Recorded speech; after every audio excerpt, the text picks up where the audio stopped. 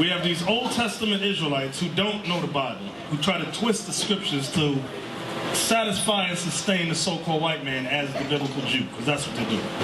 You have Negroes following this, believing that this is biblical and scriptural. It's not. That's not in the Bible. And I'm going to show you biblical proof along with archaeological proof to show you how we are to wear the fringes. So don't, y'all online, because I heard in Atlanta you had a numbskull in Atlanta.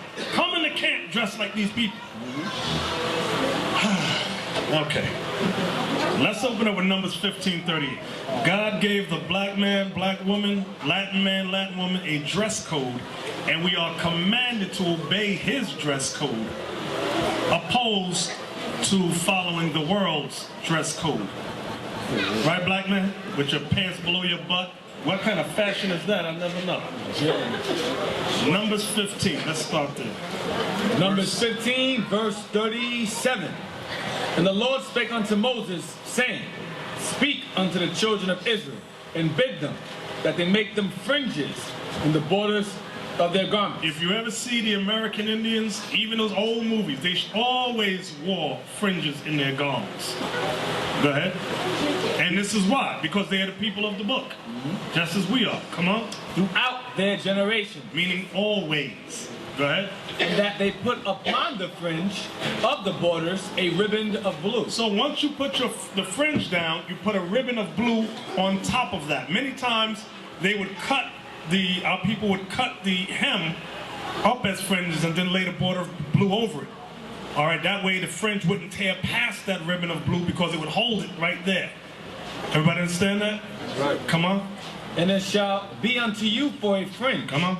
That you may look upon it and remember all the commandments of the Lord. So the fringes have a meaning behind it. Right.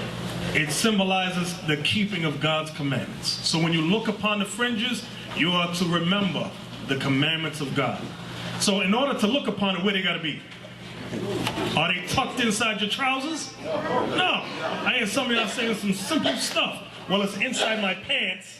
So I know it's there. No, don't be simple. That's not what God said.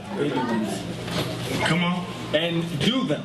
And what? I'm sorry, from the top. It shall be unto you for a fringe, and you may look upon it, and remember all the commandments of the Lord, and do them. Come on. And that ye seek not after your own heart. Now this is what I want all y'all to hear. And that you seek not after your own heart. Meaning what?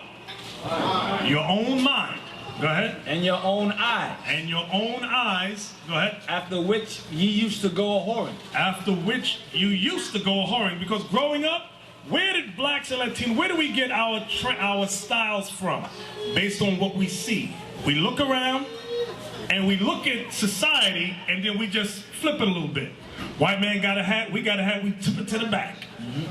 We always look to see what's out there and we just put a little spin on it. Okay? That same way with the black women, how they dress. They look at Essence Magazine. Essence Magazine look at Vogue Magazine. Everything blacks and Latinos do, they look at white society and see where they can get how to dress, how to fashion trend. As God said, as Israelites, we are not to be like that. Read that part again. And that you seek not after your own heart and your own eyes, after which you used to go a-whoring.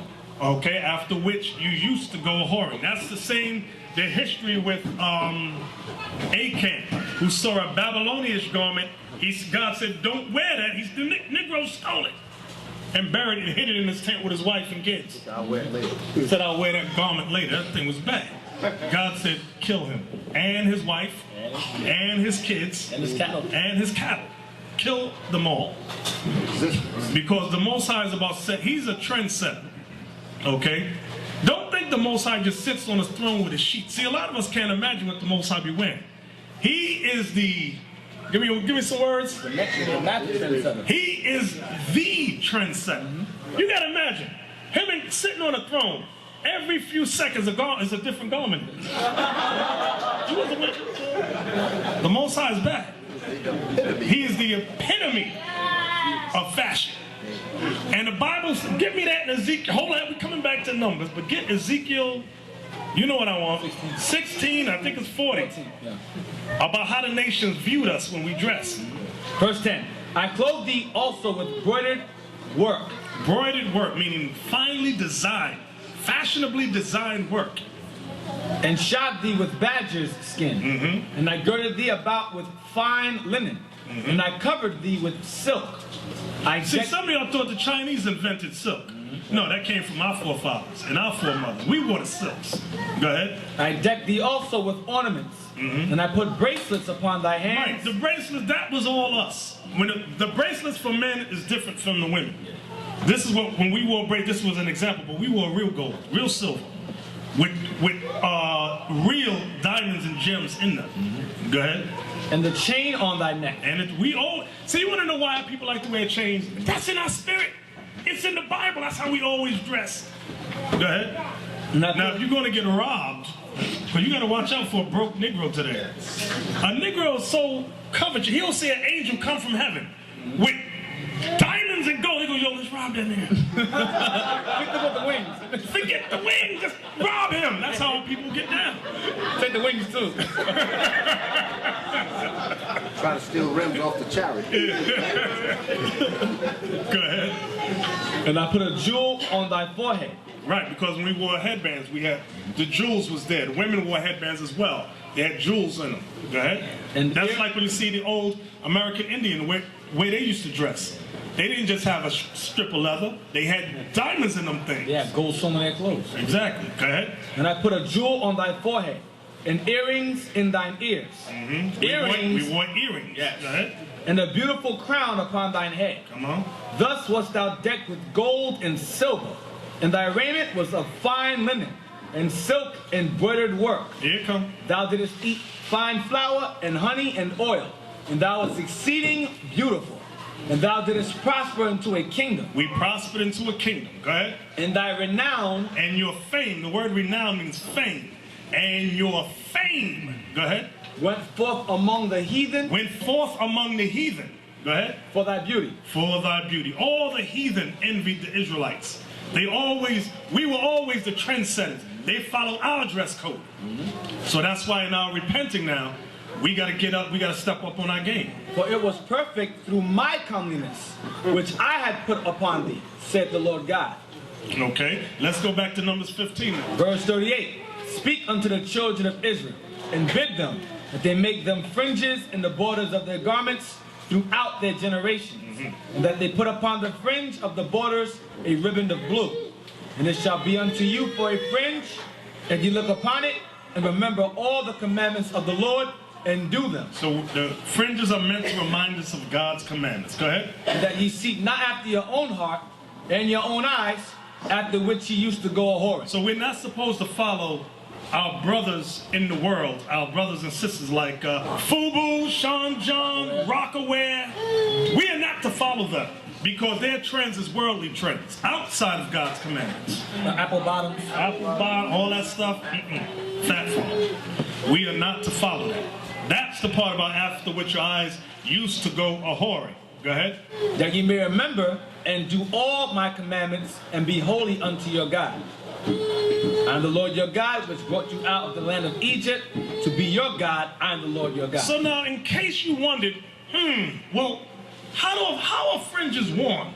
Maybe it does look like dirty shoelaces, like the so-called white man wears. But let's go to Exodus 28:33.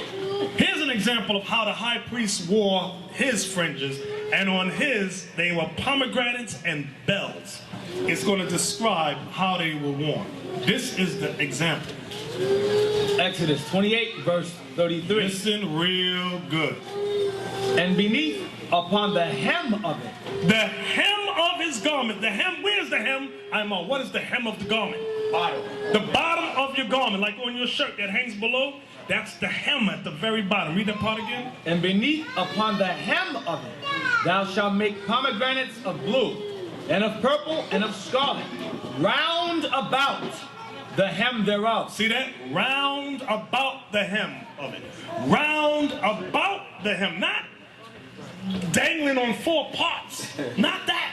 That ain't the Bible you just read, eh? This is the Bible. Read that again, Arthur. Where you at? Verse 33. 28, verse 33. Exodus 28:33. Go ahead. And beneath, upon the hem of it, thou shalt make pomegranates of blue. Because he had a blue border too. Go ahead.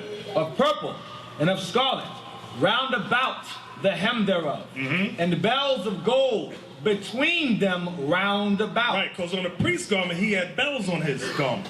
So all of that went round about the hem. Can we go back to the Assyrians now? Now, do y'all see the fringes at the bottom? Do y'all see how the fringes are worn? This is ancient archaeology from the Assyrian captivity. 722, thank you.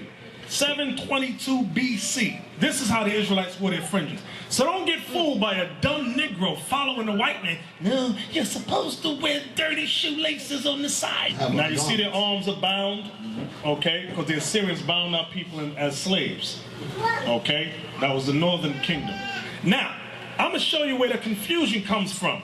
Go to Deuteronomy 22 verse 12. This is where the confusion comes from. The dumb Negro that follows the so-called white man. Here's the verse. But when you read this verse is saying the same thing as Numbers 15:38. It's just using different words. Deuteronomy 22 verse 12. Thou shalt make thee fringes upon the four quarters of thy vesture, wherewith thou coverest thyself. So you see that thou shalt make thee fringes upon the four quarters of thy vesture. So the so-called white man teaches the Negro, imbecile, see? 4 quarters, that means just 4 places. Right, that's what it means, just 4 parts. But I'm going to show you a precept to explain 4 quarters. Go to Revelation 20:8. Yeah. Here's a scripture to explain 4 quarters. Now you tell me if this is 4 parts or it means all over, all around. Revelations 20 verse 8. Listen good. And shall go out to deceive the nations which are in the 4 quarters of the earth, Gog and Magog, to gather them together to battle, the number of whom is as the sand of the sea. So all these nations that they're gathering from the 4 quarters, is that from the South Pole? The North Pole? You see how dumb that is? It's not talking about the top of the earth, which is the North Pole, bottom, which is the South Pole. Ain't nobody living. These people is dumb. 4 quarters just means all over. So go back to Deuteronomy 22 and 12 now and read it again.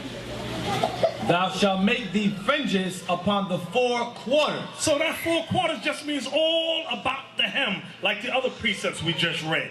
That's what it's saying. So don't get confused by stupidity. Like a basketball game, it's 4 quarters. That's the entire game. You go through all 4 quarters, the game is over. Or a quarter to 3 on a clock. Go all around the clock, is complete. It's simpletons. Simple. So don't let Negroes with a kufi or a yarmulke deceive y'all. And they out, believe me, they out there. Dumb as hell, dumb as a rock. So now, go ahead. If I give you 3 quarters of a pie, are you just gonna have a thin line? Damn sense. Okay. Get me Zephaniah 1:8. In case somebody want to be dumb. I could wear my pants below my butt and look like a coon Sambo if I want. The way you dress tells you, when you see a brother with a black suit and a bow tie, generally what is his faith?